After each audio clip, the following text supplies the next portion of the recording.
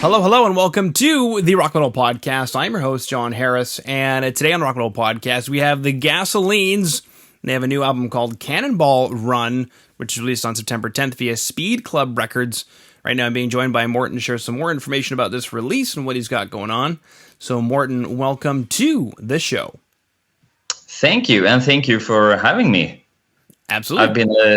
I've been a great fan of your show for a long time. I haven't seen all the 1,000+ podcasts, but I have seen a lot of them several times. So, congratulations to you. You're doing a great job for the underground music. Well, thank you, sir. I appreciate that. Yeah. Sweet. You're welcome. Made it all the way to Norway. Yeah. Okay. I'm curious, what is it about the show that you like? First of all, you are giving bands an opportunity and a platform to actually talk and to present your music. It's not only the clickbait titles and the old stars that you see on every other page and podcast. Mm-hmm. So, It is a great place to discover new music. Awesome. Cool. Good to hear. Yeah. Clickbait. We could spend hours talking about clickbait. Yeah, we can. Oh, man. If only it didn't work, Morten. I mean, there are moments where I'm like, man, I could just change all of my titles to say, warning, the GASÖLINES will surprise you. Yeah. Just so we could get some clickbait on this interview. Well, that's cool. Now, what was we going to chat about? We're going to chat about the GASÖLINES. We're going to chat about Autobahn Outlaws, which has a music video. We're going to chat about Speed Freaks and the album Cannonball Run. And there was some things that you had mentioned about this particular project that you were very excited to chat about. So I'm just going to open up the first question, which almost isn't really a question. It's just tell us about Cannonball Run, this album, and why you're so excited about it. First of all, I gotta say thank you to the COVID-19 situation. Otherwise, it probably wouldn't have happened at all. I was playing with this other band, and because of restrictions, rehearsals were not allowed at all. So instead of just sitting around and doing nothing, I went down to the basement in my house and I started to change the strings on my bass. And when I restrung it, tuned it, and then you start to noodle a bit, and then I suddenly just had the chorus for the Autobahn Outlaws song. Mm-hmm. And then other ideas popped up as well, and then suddenly I had the verse for it, and then I had the bridge for it, and then I thought, I might have something here. And within a couple of hours and within a couple of days, I had so many ideas and so much material that I thought, hey, I got to do something with it. And the whole thing, actually, all music, all 10 songs and all lyrics for 10 songs, titles, everything was done in about 6 weeks. Wow. Yeah. It's fast. Yeah, it is fast. And I've said it before, creativity is like sometimes it is constipation and other times it is like an explosive diarrhea. And it was, I cannot force the creativity, so I just had to get myself together and use all the ideas that came along here. Yeah, it's funny, and it was also during between Christmas and New Year, and in the first weeks of January. So living in Norway, it is cold, it is dark, and it's not too funny to go outside. So it's a great time to make music inside. Mm-hmm. I agree. Being from Canada, I understand. Yeah. It's dark and really cold, and I don't know, how cold does it get in Norway where you're at? Because where I'm at, it could be minus 40 Celsius right around that time of the year. Yeah, we don't get that cold here. Okay.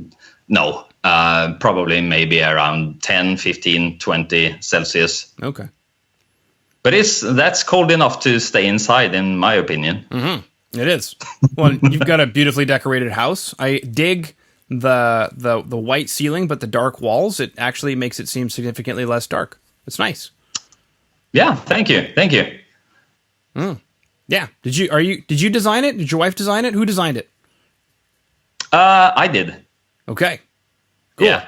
I just assumed you were married because it looks very nice. No, I'm not married. Okay.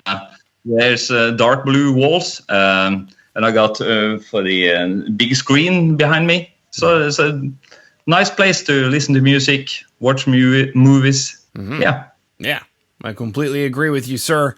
Now, you mentioned, the blessing in disguise that was COVID-19, and it's interesting how it's either the worst year for people, or it was the best year for people. For me, it was a really good year for a number of reasons, and it's almost like I don't want to say so because there's some people who had a really bad time. Absolutely. But at least for purposes of our conversation, it sounds like what we'll call a blessing in disguise, because now you're on the show to chat about the GASÖLINES when all it took was changing some strings on your bass. Yeah. It is, you have to take the situation and turn it into something positive. And I ended up with 10 songs that I think are really, really strong, and I am very excited to present it to people in September. Mm-hmm. So it's been a very, very fun ride, and I have to say that yes, I have made all the 10 songs, but they would not have been so good and sound the way they do without the guys that I have brought in with me. So they deserve all their credit. Absolutely, yeah. Okay, Take us through that. How did you find people? Was it friends, people you're already in the band with? Take us through that. They are friends. So I had my ideas, and I thought, well, who can I ask who are actually available and have time right now to do it, to go into a studio and record. And I thought of Adrian first, the for guitar. He is, I'm not kidding, he is among the absolute best guitarists. Seriously, he could walk straight into most bands and do a terrific job. And then he liked it, and we started talking, and I suggested, we have to talk about a drummer. And then he said, well, I can give it a go. And at first I didn't even remember that he started out actually as a drummer. Okay. So he went home and practiced, and he said, well, if you don't think it is good enough, then just let me know. And I definitely think he plays drums really, really good. Mm-hmm. And then we also came up with the singer. He does a fantastic job. And then we also needed to get a producer and a mixer for it, who actually could go straight into this concept and do a great job. And then we came up with this guy called iLive. So, it turned out great. We've been a really, really good team. Mm-hmm. Yeah. Now, you mentioned people who would work well with the concept. At what point after you had started writing songs did the concept come to mind? How did you come up with the concept? Actually, I came up with the concept before I started. So I had the idea that, maybe sometime I can do it. So when the first song popped into my head, the Autobahn Outlaws, then I thought, yes, I'm going to do to put it into this concept. And before I came up with the second song and the third song, I actually sat down and then I had all the 10 song titles. So I came up with the song titles before I even had the songs for it. Sometimes it just works that way. Yeah. Well, I mean, it's such a tightly knit concept as well. It doesn't come across as something that somebody made in their basement and just kicked it out to the world. It came across my desk, and immediately I recognized from the moniker, from the band name, I recognized what I should expect. When I saw the track titles, everything made sense. When I heard the music, everything made sense. So, I mean, some props, Morten, for just having some explosive diarrhea in your basement, and Yeah, thank you. I like the idea for the concept. I like the band name. I like what I've come up with, obviously. And it is very exciting to hear that other people also get the ideas that I've had in my head. Yeah. Silly question. I have a very silly question for you, Morten. Yeah. Let's talk about some bass. What kind of bass strings do you use, or do you noodle on strings different from recording? Tell us about your bass rig. What kind of bass sound are we listening to here? What do you? What's your bass? What's your pickups? What's your amp? Yeah, great. I have been playing Rotosound strings for since the mid-90s, actually. It's a good choice. Very good choice. Yeah. And a couple of years ago, maybe 5 or 6 years ago, we came to an endorsement deal with Rotosound, and I'm very, very happy about that. I really like the strings. I use a couple of different gauges for strings, and the people who work there are also great. So it works out. I suggest Rotosound strings to everyone, guitar or bass. Yeah, me too, baby. The bass sound I went for. It is a bit distorted bass, but you can never go wrong with a precision bass and a fresh set of round wound strings. It sits always good in a mix. Yeah. In my ears. I use the precision bass that I bought in 1993. And you asked me about the pickups. Those are EMG's GASO Butler pickups, passive EMGs. Sounds great. They also work great with down tuning, because this entire album is tuned in D, and one of the songs are also tuned in C sharp.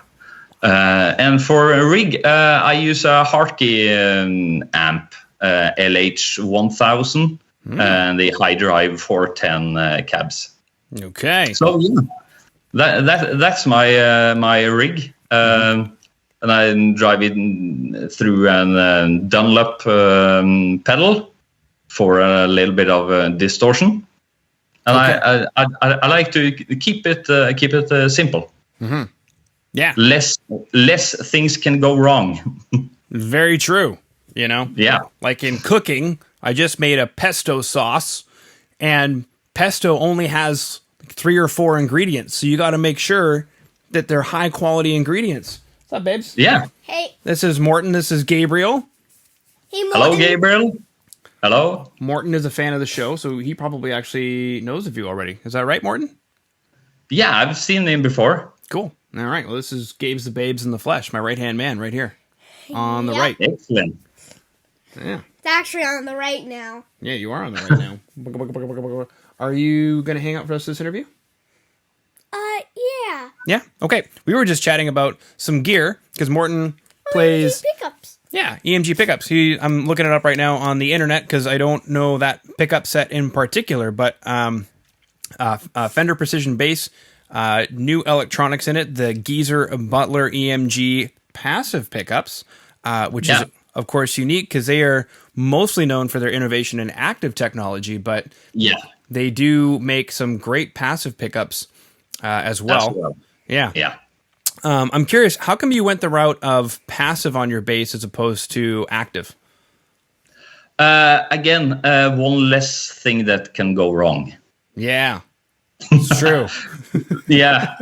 I have had an active bass, and during rehearsals and even a gig, when the battery goes out, even though you have just changed the battery, no. So I just keep it simple. Yes, and for those who don't know, it goes from sounding really good to sounding really bad. Yeah, this sounds yeah.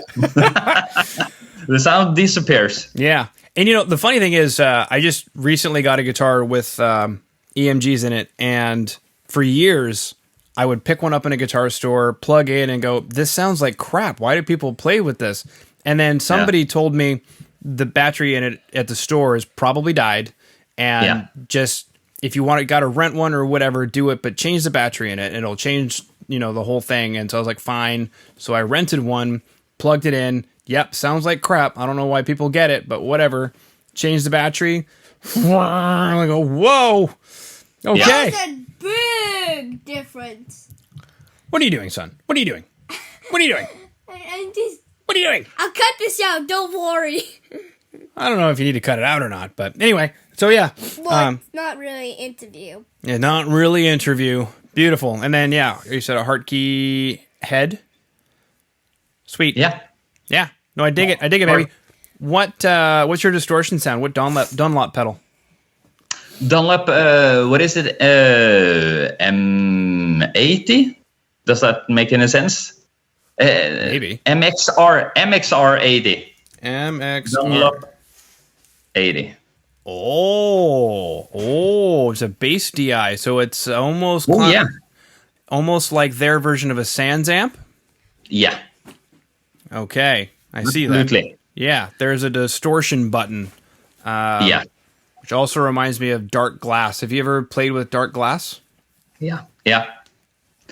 I really like this pedal because it also has a DI and it has a blend knob. So when you turn up the distortion, you don't lose the bottom end. Right. Really thought this through, Morten. Speaking of Dark Glass, then you might have heard of Nero DSP. Not sponsored, by the way. They haven't gone back to us, so not sponsored. Yeah, we reached out to Neural DSP and we said, we can talk about Neural DSP on the show, and they never wrote us back, Morten. Shame. I know, right? Too bad for them. I know, it is too bad for them. So then I started using soft tube stuff instead. That's awesome. You mentioned different gauges of strings. What do you go for on bass? Do you go for a thick gauge? You mentioned a different tuning. Is that why you have different gauges for different tunings? When I play in a E tuning, standard tuning, use strings 105 at the thickest string, and go for D tuning or C sharp or C tuning, just a little bit thicker. So it reduces the spaghetti effect on the strings. Spaghetti's delicious. Yeah, I mean, not in bass. But not on not on bass. No, not on bass. Spaghetti is very yummy. Mm-hmm. Spaghetti is perfect. And then you mentioned a couple different tunings. Is that for the vocals? How did you guys decide on that? I decided that I wanted to use the D tuning because I thought it suited the songs best, really. And it also suited the vocals good. But for the song that in C sharp, that suited his vocals best. So we decided in the studio to go for C sharp instead of a D. Okay. Yeah, he was pushing his voice too much. Yeah, it happens. Yeah, absolutely.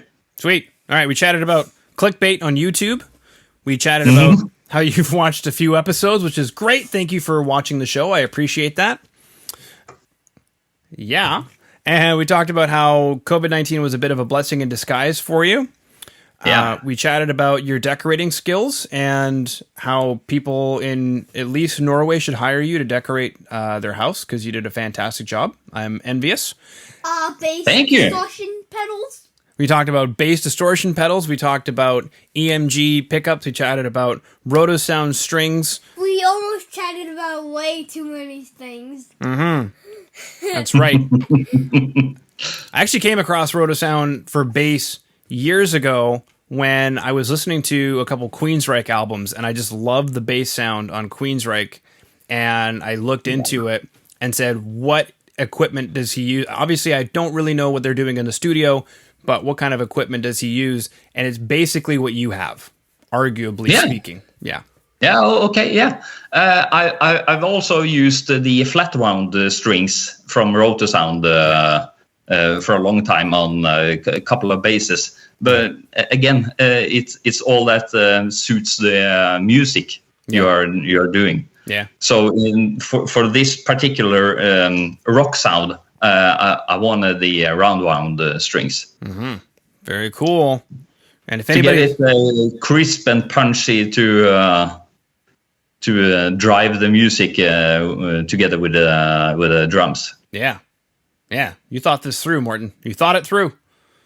Yeah, thank you. I try my best.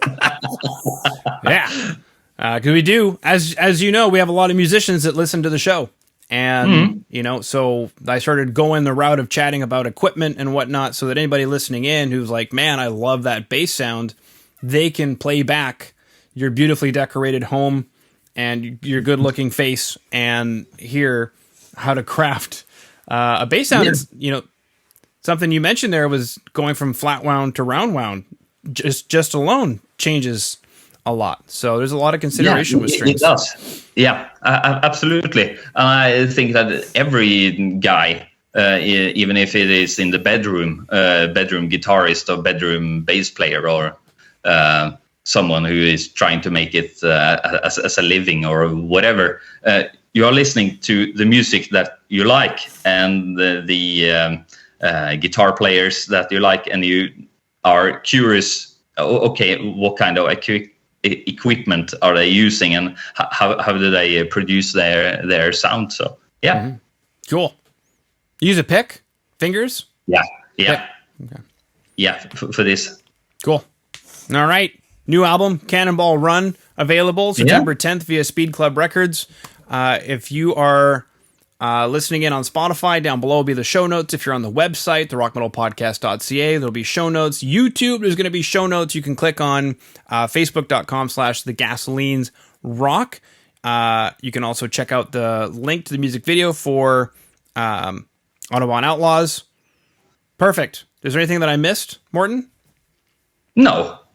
Okay. I don't think so. Yeah. Wait. All right. Well, thank you so much. Absolutely great. Yeah. Thank you so much for coming on to the Rock Metal Podcast today. Yeah. Thank you again for having me. And thank you for actually liking the music that I've created. You're welcome. Yeah. Guarantee that a lot of people will think it is crap. So it's always nice to hear from people who actually dig it. No, seriously, I've been amazed by all the fantastic feedback for the Autobahn Outlaws song, which is the first single. Yeah. I had my emails, phone inboxes flooded with messages, and we actually sold quite a few albums also on pre-order via Bandcamp. Cool. So yeah, and all that is based on just one song. So that's great. It is. And I've sold the albums from to Japan, New Zealand, Australia, Canada, USA, England, Germany, Spain, France. So cool. Yeah. Awesome. All right. Yeah.